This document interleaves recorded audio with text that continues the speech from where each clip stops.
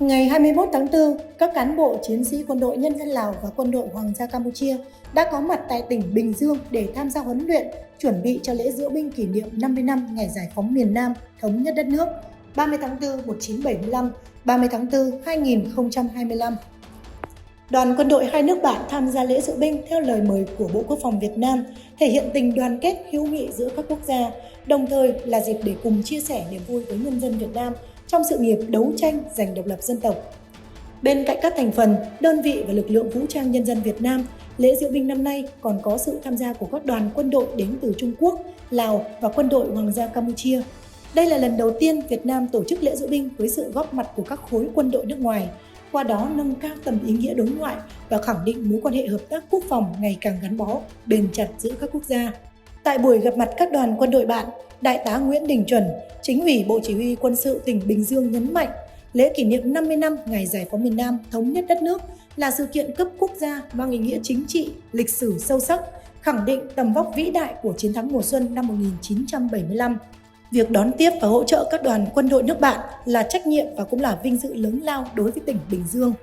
Được sự ủy quyền của tỉnh ủy, Ủy ban nhân dân tỉnh, Bộ Chỉ huy Quân sự tỉnh Bình Dương cùng các sở ngành đã tổ chức đoàn công tác đến thăm, động viên cán bộ, chiến sĩ Quân đội Nhân dân Lào và Quân đội Hoàng gia Campuchia đang tập luyện tại địa phương. Lễ kỷ niệm 50 năm ngày giải phóng miền Nam, thống nhất đất nước sẽ diễn ra vào ngày 30 tháng 4 với quy mô lớn và ý nghĩa lịch sử trọng đại. Trong đó, chương trình diễu binh diễu hành là điểm nhấn quan trọng, khẳng định tinh thần đoàn kết quốc tế và truyền thống gắn bó keo sơn giữa quân đội và nhân dân các nước trong hành trình vì hòa bình và độc lập dân tộc. Hình ảnh quân đội Lào tới Việt Nam chuẩn bị tham gia diễu binh dịp 30 tháng 4. Các lực lượng quân đội nhân dân Lào sang Việt Nam tham gia diễu binh diễu hành dịp 30 tháng 4 đã có mặt tại thành phố Huế để di chuyển vào thành phố Hồ Chí Minh. Ngày 19 tháng 4, Bộ Chỉ huy Quân sự thành phố Huế phối hợp với các lực lượng tổ chức chào đón, động viên lực lượng quân đội nhân dân Lào sang tham gia diễu binh diễu hành trong lễ kỷ niệm 50 năm ngày giải phóng miền Nam, thống nhất đất nước. Trước đó, Bộ Quốc phòng mời quân đội Lào cử khối quân nhân tham gia diễu binh diễu hành tại lễ kỷ niệm 50 năm ngày giải phóng miền Nam. Sau khi lực lượng quân đội Lào đến Huế, lãnh đạo Ủy ban Mặt trận Tổ quốc Việt Nam thành phố Huế, Bộ Chỉ huy Quân sự thành phố Huế, lãnh đạo Sư đoàn 968 Quân khu 4 thị xã Hương Thủy cùng cán bộ, chiến sĩ và các em sinh viên Đại học Huế nồng nhiệt chào đón đoàn.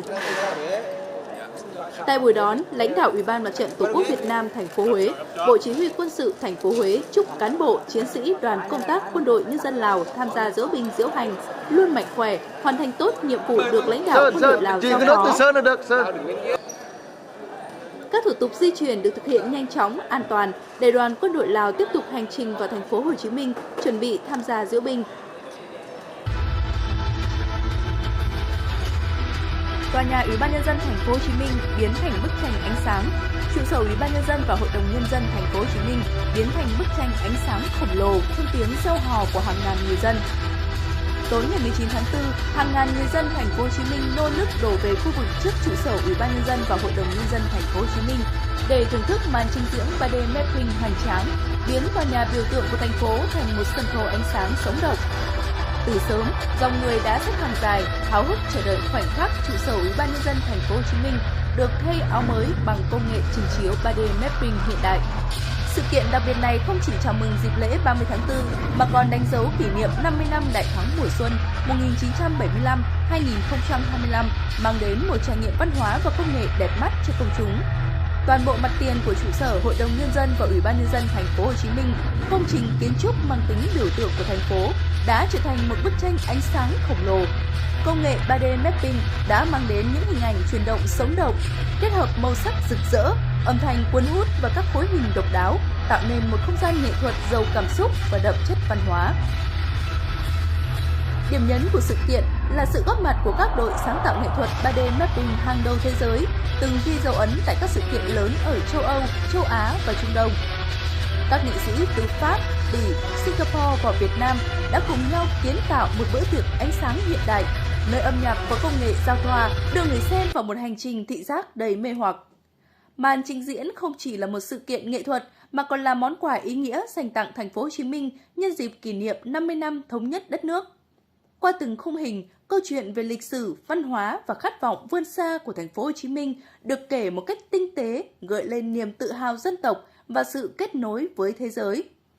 Cũng trong tối 19 tháng 4, tại công viên bờ sông Sài Gòn, thành phố Thủ Đức, màn bắn pháo hoa chào mừng 30 tháng 4 đã diễn ra với sự háo hức mong chờ của người dân thành phố Hồ Chí Minh.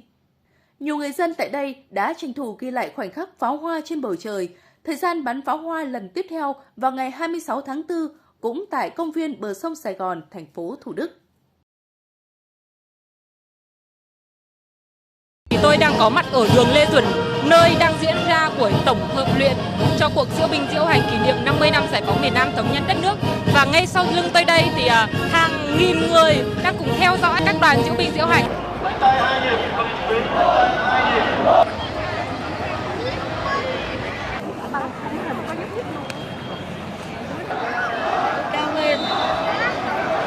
Bữa giờ chắc là cô xem video trên mạng nhiều rồi đúng không ạ? Xem nhiều rồi. Nhưng mà hôm nay lần đầu tiên mà được xem trực tiếp thì cảm giác của cô như nào? Cô rất hồi hộp, tự hào và xúc động. Và cảm thấy là mình là người dân Việt Nam có một cái ngày hội lớn, ngày giải phóng đất nước mà để được chứng kiến tại thành phố Hồ Chí Minh. Cô ở Hà Nội. Cô ở Hà Nội nhưng mà cô vào đây đi chơi. Cô vào đây trông cháu, nhưng mà tối nay cô và chú đi mấy chục cây số, gửi xe cách đây độ khoảng 2 cây, đi bộ ra đây để được chứng kiến trực tiếp cái tổng duyệt, sơ duyệt của các đội hình, tất cả các đội để duyệt binh trong ngày chính thức là ngày 30 tháng 4. Thì hôm nay mọi người ở đây em thấy là cũng chờ rất là lâu rồi. Thì cảm giác lần đầu tiên mà xem một cái đội ngũ rất là đông, mọi người cùng diễu binh diễu hành ở đây thì cảm giác của chị như thế nào? Mình thấy cái chương trình này á, là thật ra là mình rất là gọi là mong muốn là được đi tham dự để đi coi cái duyệt binh. Từ nhỏ lớn thì chưa được coi bao giờ, cảm giác rất là đã. Nếu mà thật sự chị được coi là chị rất là gọi là rất là thích đó.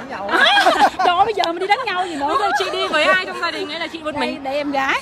Hai chị em đi từ hồi lúc 6 giờ. Đi từ lúc 6 giờ nghĩa là chờ 2 tiếng đồng hồ. Đúng rồi, đi vòng vòng ở mấy đường kia chặn hết trơn, giờ mới đi được tới đây thôi. Chị